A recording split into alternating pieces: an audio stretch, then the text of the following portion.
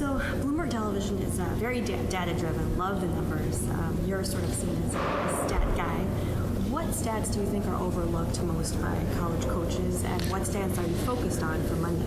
Well, I think I don't know that college coaches really overlook it. I think probably everybody's got something they really look forward to and look for in preparing for another team. The stats that I look for are certainly rebound percentages, turnover percentages, how many three-point attempts they shoot per field goal attempt, and I think that helps you derive a game plan before watching any film.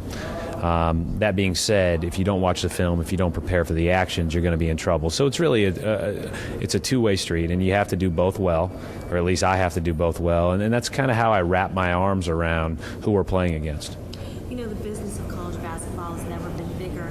Is it something in the back of your mind, wanting to build Butler's basketball program into really an economic engine that carries or that can carry the athletic department? Well, I think Butler's basketball program has already done quite a bit as far as bringing a positive light to Butler University, and I think it's done some really good things from an admission standpoint, from interest in the school, from merchandise to certainly the revenues that we generate as an athletic department. Do you have to continue to do that? Yeah. Is it a fragile thing? Yeah, it's very fragile. It's hard to win, but winning drives that whole thing, and so.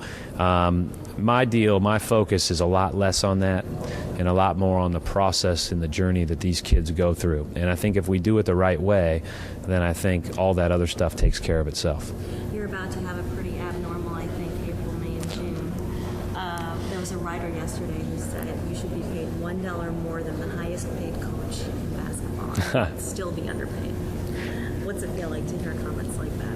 Well, that's really nice, it's hard for me to think of it that way because I prepare for teams, all year that I've got a great deal of respect for, including Connecticut tomorrow. But you've got teams in our league that you're trying to rack your brain to figure out how to stop them up until the last hour before the game, and there's just a lot of great coaches, and to be even mentioned like that is certainly, it's certainly very nice. Do you feel the pressure to capitalize on a second championship run? I know you're with IMG right now.